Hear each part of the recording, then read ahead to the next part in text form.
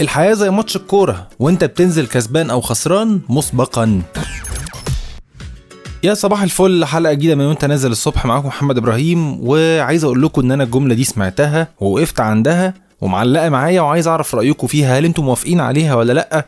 ويعني هحب انكم تقولوا لي في التعليقات كمان السبب. في حد كده يعني كنت قاعد معاه في مرة، يعني لقيته بيقول انه الحياة ماتش كورة وانت بتنزل كسبان او خسران انت ونصيبك. يعني انت اوريدي نازل مسبقا، انت في حاجة حصلت. يعني مثال على ده، مثلا انت والله شكلك حلو، فانت والله كده انت كسبان 1-0، انت كده جايب جون. طب اهلك والله مستواهم المادي حلو تمام، فانت كده 2-0. انت نفسك كشخص ذكي، فاذا انت 3-0. من الاخر هو شايف او بيقول ان انت لما هتنزل الماتش او تدخل الحياة من البداية وانت جايب 3 اجوان، دي حاجة حلوة جدا. يعني انت داخل اوريدي ليك افضلية، او داخل قاطع جزء من المشوار. فهو بيتكلم ان انت كده خلاص، انت قدامك بقى فرصة ان انت والله لو دخلت مجال دراسة محترم، او رحت مجال عمل محترم، او اتحطيت في كوميونتي او مجتمع لطيف، فانت كده خلاص هتجيب الجون الرابع والخامس والسادس وتبقى ناجح في شغلك وناجح في مجالك. الجزء اللي فات بتاع اهلك ومستواهم والمكان اللي انت نشأت فيه والكلام ده كله مش بايديك، بس الجزء اللي جاي هو اللي بايديك. يعني هديكوا برضو حاجة تانية اقول لكم عليها وانتم بتشوفوها اكيد حواليكوا.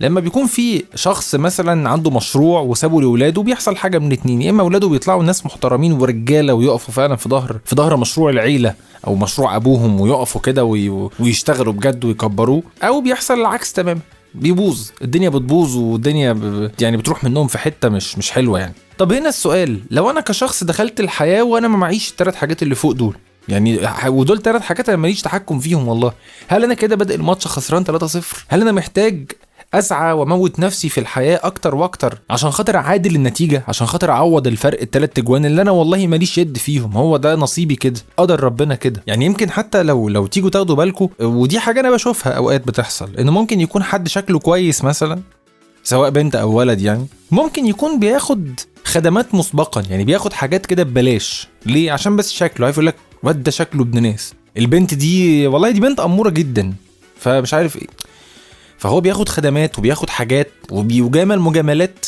كويسه قوي على حساب حد تاني. ويمكن حد والله حكى لي موقف كده من يومين، بس انا يعني مش حابب احكيه دلوقتي، يعني بنفس المنطق برضو، اللي هو بص والله لا ده مش هنعرف نيجي عليه، هوب يلا تعالى على ده. انا متفق معاكم ان الحياه مش عادله. يعني لو احنا جينا نبص لفكره طب هل الحياه اصلا عادله ولا لا، عشان ده يحصل او عشان حد يبتدي حياته كسبان وحد يبتديها خسران، فهي الحياة مش عادلة. الحياة مش عادلة، احنا اللي عندنا اعتقاد ان الحياة عادلة. هي الحياة عشوائية، هي عادي، الحياة ماشية كده ups and downs، فوق وتحت وعادي. انت بقى اللي بتسعى، وانت اللي بتقرر، وانت اللي بتمشي في الطريق و احنا اللي متوقعين انها المفروض تبقى عادلة. فلا، المفتاح او يعني كل الناس اللي نجحت في الحياة دي، ويعني ونقول عليهم جابوهم من تحت، يعني هتلاقيه بدأ ازاي؟ بيقولك انا تخلصت من التوقعات، انا ماليش دعوة بانا متوقع ايه، انا مش هحكم حكم مسبق على حاجة، انا ليه باللي قدامي. الحياة صعبة وقاسية جدا في بعض الاوقات، بس زي ما هي قاسية في بعض الاوقات هي اكيد كانت حلوة. يعني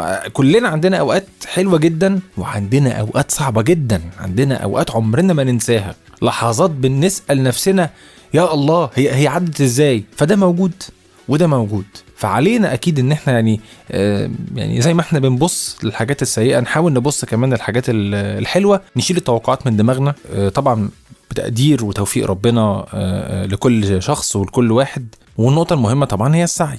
عملك بقى، انت سعيت ازاي، عملت ايه؟ مش عايز ابقى عميق بزيادة يعني، ولكن انت طبعا كلنا عارفين ده، انت سعيت قد ايه واشتغلت قد ايه عشان توصل لحاجه كويسه ان شاء الله. ده كان موضوعي النهارده، وهستنى بقى تعليقاتكم. قولوا لي هل انتم موافقين على ده ولا لا؟ هل انتم شايفين ان فعلا في ناس بتدخل الحياه خسرانه 2-0 او 3-0 زي ما بنقول لو الحياه اعتبرناها ماتش ولا لا؟ يعني قولوا لي انتم موافقين على الموضوع ده ولا لا.